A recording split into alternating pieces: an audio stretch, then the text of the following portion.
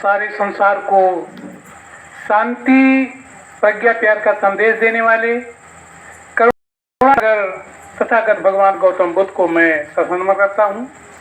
इस देश में बिना किसी भेदभाव के सभी जात की नारियों को तथा बहुजन समाज की शिक्षा के जनक महामना ज्योतिबा फूले साहब, उनकी पत्नी राष्ट्रमाता सावित्रीबाई फूले को भी मैं सत्नमन करता हूँ।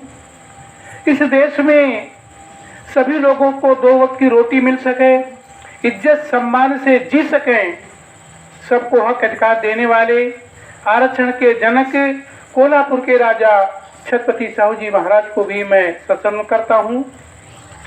और इस देश में सबको लिखित रूप से हक अधिकार देने वाले, जिनके बदौलत आज हर लोग किसी भी कुर्सी पर पहुंच सकते हैं, कहीं जा सकते हैं, सब कुछ देने वाले इस आधुनिक भारत के निर्माता परम पूज्य बाबा साहब डॉक्टर अम्बेडकर को भी मैं सत्नमन करता हूं।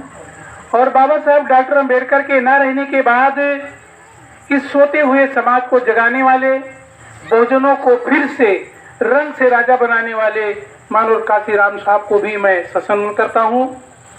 और आधुनिक भारत में इस बुद्ध धर्म को फिर से प्रचार प्रसारित करने वाले, अपने समाज को नहीं संपूर्ण बहुजन समाज को जगाने वाले बुद्ध धर्म के प्रचार के रूप में परम पूज्य ललई सिंह यादव जी को भी मैं सत्नमन करता हूं। आज इस ग्राम सभा में लगे हुए इस कार्यक्रम में आए हुए सभी भाइयों, बहनी, प्यारे बच्चों, मैं आप सभी लोगों को धन्यवाद देता हूं कि आप लोगों ने आज जागरूकता का कार्यक्रम रखा है। साथियों, हमारी समस्या क्या है? हम कभी इस बात पर चिंतन नहीं करते हैं कि आखिर हमारी समस्या हल क्यों नहीं होती है। हम सुंदर हैं, महल बना है, पढ़े लिखे हैं, फिर भी आप नीच समझे जाते हैं कि आपको कोई नीच कहता है और आप उसे मानते हैं। इसका कारण क्या है? जब तक हम कारण नहीं जानते हैं, जैसे आप डॉक्टर के यहाँ जाते हैं तो डॉक्टर दवाई देने से पहले आपको जांच लिखता है कि जाइए आप जांच कराइए, नहीं सर तो MRI कराइए। क्यों? क्योंकि जब ये जान जाए कि आपकी असली बीमारी क्या है तो 10 रुपए के दवाई में आप ठीक हो सकते हो। अगर ये पता न चले दर्द पेट का है और दवाई सर के दर्द का देगा तो दर्द भी नहीं दूर होगा और दूसरी बीमारी पैदा हो जाएगी। यही समस्या हमारे समाज की है। आज जिनको हम कहते हैं कि कोई टट्टी फेंक दिया है, कोई पेशाब कर दिया है, कोई कुर्सी धुलवा रहा है, कोई झकेला जा रहा है, ऐसा क्यों हो रहा है? ऐसा इसलिए हो रहा है कि जो करना चाहिए वो करते नहीं हो और जो नहीं करना चाहिए वही काम आप करते हो। इसलिए सबसे जरूरी क्या है, जैसे हमारे घर में छोटे बच्चे होते हैं तो हमारे माता पिता क्या कहते हैं? भैया चोरी न की हो, झूठ न बोलो, गाली न बको। क्यों कहते हैं? इसलिए कहते हैं कि हमारा बच्चा लायकदार बने। स्कूल भेजते हैं तो क्या आप अपने पूर्वजों की बात मानते हो? जो बात बुद्ध ने कहा क्या उस बात को हम मानते हैं? नहीं मानते हैं। डॉक्टर अम्बेडकर ने कहा फोटो रखना भी पाप समझते हैं, जमाने को बात छोड़ दिए। ललई सिंह यादव आधुनिक भारत के सबसे क्रांतिकारी यादव समाज के थे। हम तो जानते हैं कि 99% यादव के घर में ललई यादव, फोटो तो छोड़ दीजिए, नाम ही नहीं जानते हैं। तो जब नाम ही नहीं जानते हो, काम नहीं जानते हो, तो फिर तुम्हें सम्मान कैसे मिलेगा? जो समाज अपने महापुरुषों, अपने बाप दादा का इतिहास नहीं जानता है, ये मकान कैसे बना होगा वो बनाने वाले से पूछो। आने वाली तीसरी पीढ़ी तो ये कहेगा कि बड़ा गड़बड़ बना है, लेकिन जिसने अपना तन पेट काट करके धूप में काम करके ईंटा गाड़ा ढोया उससे पूछो। तो साथियों, मेरा केवल इतना निवेदन है, इस शुरुआती से आज से नहीं, जब से धरती कायम हुई और इंसान जागरूक हुआ, 2 तरह के लोग काम करते हैं। एक तो वो काम करते हैं कि इस धरती पर न कोई छोटा है और न कोई बड़ा है, सभी लोग बराबर हैं। बराबरी से आधार पर कि सारे लोग, इतने इंसान बैठे हैं, कोई नहीं कह सकता कि ये फला जाति के हैं, ये ऊंचे हैं और ये नीचे। दूसरी व्यवस्था वो है जो अपने स्वार्थ में चाहते हैं कि दूसरे लोग गिरे रहें, परेशान रहें, नीचे रहें। ये हमारी समस्या है और इस समस्या को सबसे पहले दूर करने का काम अगर किसी ने किया है तो बुद्ध ने किया है। तथागत बुद्ध ने जब अपने समय में देखा कि सबके साथ भेदभाव है, कोई ऊंच है, कोई सड़क पर नहीं चल पाता है। और जहां तक औरतों की बात है तो आज भी लोग औरत को पुरुष से नीचे समझते हैं। बुद्ध के जमाने में भी औरतों को नीच समझा जाता था। तो भगवान बुद्ध को, चूंकि वो राजा के लड़के थे, बड़े हुए, समाज के सुख को देख करके उन्होंने अपना घर बार छोड़ा, जंगल गए, ज्ञान प्राप्त हुआ तो आपके बनारस में आए। और 528 ईसा पूर्व में, लगभग आज से 3000 साल पहले बुद्ध जब वहां आए तो उनके 5 साथी थे। तो बुद्ध से पूछा कि तुमको क्या मिला तपस्या करके? तो बुद्ध ने कहा, हम चूंकि राजा के लड़के थे, राजा बनना नहीं चाहते। दूसरा यह है कि दुनिया में स्वर्ग और नरक है ही नहीं, न तो हमें स्वर्ग जाने का शौक है और न नरक का कोई हमें भय है। स्वर्ग और नरक ये दोनों धोखा है, जो इस धोखे में रहते हैं वो अपनी जिंदगी को बर्बाद करते हैं। तो उन्होंने क्या कहा, फिर क्या मकसद है? तो उन्होंने कहा, संसार में रहते हुए इंसान दुखी है, परेशान है, ऊंच नीच का व्यवहार किया जाता है, मानवता का व्यवहार नहीं किया जाता है। तो उन्होंने कहा, फिर आपका क्या कथन है? उन्होंने कहा, इस धरती पर रहते हुए जो लोग ये कहते हैं कि औरतें नीच हैं और पुरुष ऊंच है, वो अज्ञानी हैं, उनको ज्ञान नहीं है। तो लोगों ने कहा कि भाई, जब सबसे पहले कहते चले आ रहे हैं कि औरत नीच होती है और पुरुष ऊंच होता है, तो आपके पास क्या आधार है? तो बुद्ध ने कहा, देखो भाई, जितना मैंने देखा, जितना मैंने सुना, इस धरती पर सबको पैदा करने वाली कौन है? औरत है। सबको पाल पोस कर बड़ा करने वाली कौन है? औरत है। दूध कौन पिलाती है? औरत पिलाती है। तो बुद्ध ने कहा कि जब सारे इंसान इस धरती पर औरत के खून, मांस और दूध से पलकर बड़े हुए, तो फिर औरत कैसे नीच हो गई और पुरुष कैसे ऊंच हो गई? जो किताबें, जो व्यक्ति ये कहता है, वो महामूर्ख है और अज्ञानी है। इस धरती पर औरत का दर्जा पुरुषों से ऊंचा है। दूसरी बात उन्होंने ये कहा कि जो लोग ये कहते हैं कि इस देश में वर्ण व्यवस्था होना चाहिए, ब्राह्मण, क्षत्रिय, वैश्य और शूद्र की व्यवस्था होना चाहिए, ऊंच नीच की जो खाई है 4 मंजिला, ये भी गलत है। उन्होंने कहा, क्यों? कहीं इस धरती पर सभी लोग एक ही तरह से पैदा होते हैं, सबके 2 आंख है, 2 नाक है, 2 पैर है, सबका रंग रूप समान है।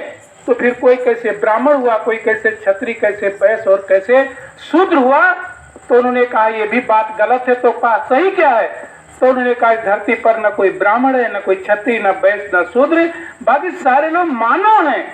तो 528 ईसा पूर्व में आषाढ़ पूर्णिमा को नारा लगा, बुद्ध धर्म की क्या पहचान, मानो मानो एक समान। सारे मानो एक समान हो गए। किसके जमाने में? बुद्ध के जमाने में। जब बुद्ध की बातों को आपने माना तो इस देश में न कोई अहिर, गणिया, धोबी, डिढोर, ये सब खत्म होकर के सारे लोग मानो हो गए। लेकिन जब समय बीत जाता है तो इंसान अपनी औकात भूल जाता है। जब औकात हम फिर भूल गए तो फिर हमारे सामने वही समस्या आ गई जो समस्या बुद्ध ने खत्म किया था। फिर हम क्या हो गए? फिर बट गए। फिर चमार, कोरी, पासी, गणिया, धोबी, यही नहीं, एक जातियों में कई जातियां हो गई। कहने ढिढोर अहिर हुए, फलाने अहिर हुए, ये बौरासी पासी हुए, पूर्विया चमार हुए, पचवानी, ऐसे बांट करके जितना गंदा काम था इस समाज को दे दिया। लेकिन धन्य हमारे महापुरुष, जब इस धरती पर पैदा हुए तो उन्होंने पुरुष व्यवस्था को खत्म करने का काम किया और दोबारा वो व्यवस्था खत्म करने का काम दूसरा फुटू जो बाबा साहब डॉक्टर अम्बेडकर का लगा, इन्होंने किया। बाबा साहब डॉक्टर अम्बेडकर के साथ जो व्यवहार हुआ वो सुन करके तुम्हारे रोंगटे खड़े हो जाएंगे कि डॉक्टर अम्बेडकर को स्कूल में बैठने नहीं दिया जाता था, पानी के टोटी को नहीं छू सकते थे, घर से टाट लाते थे और फिर अपना घर से टाट ले जाते थे। और बाबा साहब ने खुद कहा कि जब मैं स्कूल जाता था तो लंगोटी लगा करके जाता था। आज तुम्हारे बच्चे पैंट बुशर्ट पहन कर जाते हैं, शर्ट पहन कर जाते हैं, कार से जाते हैं। कभी आपने महसूस किया कि तुम्हारे बाबा स्कूल नहीं जा पाए और तुम्हारा बेटा, तुम्हारा नाती कार मोटरसाइकिल से चलता है? क्या ऊपर से गिरा है? इसको देने वाले तुम्हारे भगवान बाबा साहब डॉक्टर अम्बेडकर हैं, जिनके बारे में हमारा समाज नहीं जानता।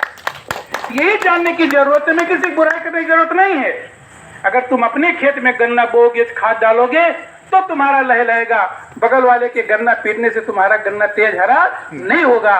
तो तुमको फिर से, अभी हमारे साथी वकील साहब ने क्या बताया, संविधान के तमाम बारे में बताया। आज जो तुमको कुछ मिल रहा है वो केवल संविधान के बदौलत मिला, नहीं तो अहित समाज गाय लगावे, भैंस चरावे, दूध बेचे लेकिन खाए ना। पासी समाज सोर चरावे, चमार भैंस चीरे, गाय उठावे, धोबी कपड़ा गंदा धुले, लेकिन बाबा साहब ने इस व्यवस्था को बदल दिया। क्यों बदल दिया? उन्होंने कहा जिसके अंदर जो गुण हो जाए वो उसी कुर्सी पर पहुंच सकता है। इंदिरा गांधी प्रधानमंत्री बनी तो बहन कुमारी मायावती उत्तर प्रदेश की मुख्यमंत्री बनी। मुलायम सिंह यादव जिनको कहते थे जाकर भैंस चराओ, वो भी उत्तर प्रदेश के मुख्यमंत्री बने। लालू सिंह यादव बने, ये किसके बदौलत बने? कि तुम्हारे भगवान और तुम्हारे संविधान के बदौलत बने हैं, जिसके बारे में हमारा समाज नहीं जानता। यही तुम्हें जानने की जरूरत है। जब जिन जान जाओगे कि किसके बदौलत हमें मिला है तो तुम्हारा दुख दूर हो जाएगा। और जिन औरतों को कहते थे कि केवल बच्चा पैदा कर सकती है वो औरत, झाड़ू पोछा कर सकती है, बाबा साहब के संविधान ने उसको उठा करके कहा स्वर्ग में बैठा दिया। कि इंदिरा गांधी जैसी विधवा औरत को भी, जिसको पुराना व्यवस्था कहता कि विधवा औरत का मुंह देखना पाप है, उसको भारत का प्रधानमंत्री बना दिया। बहन कुमारी मायावती को उत्तर प्रदेश का मुख्यमंत्री बना दिए। और दूर न जाइए, गोंडा में डीएम कौन है? नेहा शर्मा भी औरत है। तो हमें करना क्या है कि पुरानी बातों को भूल करके आपस में भाईचारा पैदा करके और हमारे जो पूर्वज बता के रास्ते पर चलोगे तो हमारी बहन बेटियां जिस दिन डॉक्टर, इंजीनियर, जज, डीएम बनकर आएंगी तो कोई कितना भी तानाशाह हो, वहां पहुंचते वो थर थर थर थर कांपने लगता है। आज गोंडा जुडिशरी में जाइए, कम से कम आधा महिलाएं डीएम, वो क्या नाम, जज हैं, मजिस्ट्रेट हैं। और कोई बड़ा भाई तानाशाह हो, चाहे 500 नहीं 10,000 भी घर जिम्मेदार हो, वो जाता तो नीचे खड़ा होता है और हमारी बहन बेटियां कुर्सी बढ़कर उसको डांटती हैं। ये अधिकार किसने दिया तुमको? ये अधिकार तुम्हारा संविधान और बाबा साहब डांट। लड़ाई तो इसी बात की है। आज जो हमारे समाज के लोग एमपी एमएलए बन रहे हैं, यही वर्तमान में लोग चाहते हैं कि ये पक्का मकान नहीं होना चाहिए, क्योंकि शूद्रों का घर तो गोबड़ौर जैसे होना चाहिए ना। लिखा पढ़ी बात है, पढ़िए किताबों को कि उनका घर, शूद्र का घर 4 फीट और 3 फीट ऊंचा दरवाजा होना चाहिए कि जब भी घर में जाओ तो आप घुस कर जाओ। तो साथियों, ये जानने की जरूरत है। इसी कार्रवाई को देखिए, माननीय ललई सिंह यादव ने क्या किया। अभी ललई सिंह यादव के बारे में बताया गया है कि कानपुर जीजक स्टेशन के पास कठारा उनका घर था। और आप तो बदल गया है, कैटर से लोग आते खाना बनाने। हम लोग जब छोटे छोटे थे गांव में, कहार, अहिर, बारी, इनके औरतों को आटा सानने के लिए बुलाया जाता था। हमारे ये भाई लोग आटा सानने जाते थे। तो ऐसे कठारा में ललई सिंह यादव के गांव में एक मृत्यु हो गई थी। तो उसमें आटा और पूरी बेलने के लिए जब इनकी माता जी गई तो पूरी तो बेल दिया, लेकिन गलती से जहां पूरी बन रही थी उधर चली गई। तो लोगों ने कहा तो बड़ा गड़बड़ हो गया। एक शूद्री नेहरी नाई के मारी से भंडारा से भरभंड कर दी। मैंने पूर तो बेल से कर दिया, लेकिन भंडारों कैसे चली आए? ये बात गुस्सा में गई। उन्होंने अपने आदमी से कहा, आदमी ने पंचायत बुलाया और निर्णय लिया कि आज के बाद कोई भी हमारे समाज की बहन बेटियां किसी भी भंडारे में, शादी विवाह में पूरे बेलने या जाने का, आटा सानने का काम नहीं करेंगी, क्योंकि जो हमारे साथ व्यवहार होता है ये गलत है।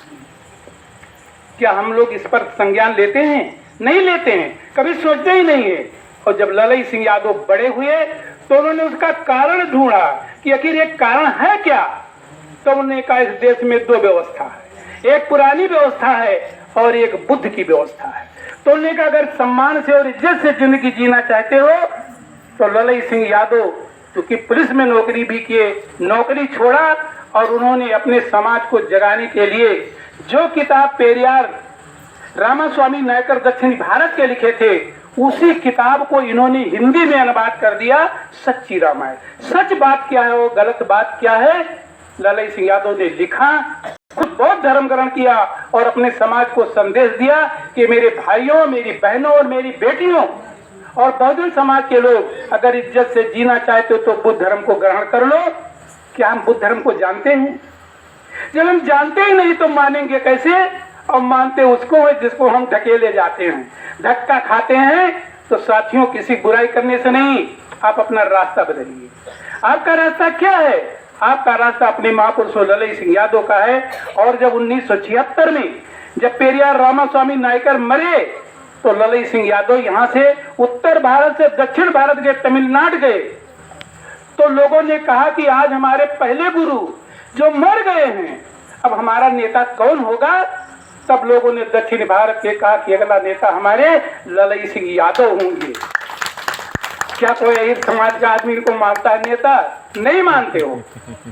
जानते नहीं तो मानोगे क्या? अब सोलो जो दक्षिणी भारत है, तमिलनाडु है, वहां के लोग और पूरे भारत का इनका ना के पेरियार।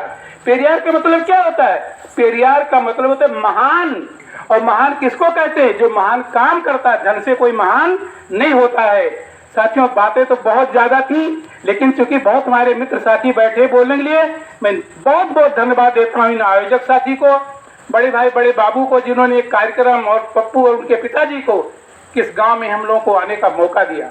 अंत में मैं आप सभी से निवेदन करता हूँ, मैं बार बार कहता हूँ साथियों, कोई बीमार है और दिल्ली में चले गए, एम्स से दवाई खाए हो और सिरहाने धरे हो, तो क्या बीमारी दूर हो जाएगी? नहीं दूर होगी। कोई लड़का एमएससी कर रहा, दुनिया किताब का कर रखे रहे, पढ़े ना, तो क्या पास हो जाएगा? तो मेरी बातें अगर आपने सुना है तो मेरा निवेदन है कि आप अपने रास्ते पर चलो। तो जो कुछ हो रहा है ये अपने आप नहीं होगा। जो कुछ तुम्हारे साथ ऊंच नीच की बात हो रही है, माननीय अखिलेश सिंह यादव की कुर्सी जो धुली गई, तो आपको महसूस करना चाहिए कि किस व्यवस्था के कारण धुली गई। वो व्यवस्था तुम छोड़ दो तो बड़े बड़े तिलकधारी तुम्हारे चरणों में आएंगे। जय भीम, जय भारत, नमस्कार, धन्यवाद। बहुत बहुत साधुवाद सर, बहुत ही विस्तार से बहुत अच्छी बातें आपने रखी। साथियों, बस 1 मिनट का समय आपसे मैं लूंगा।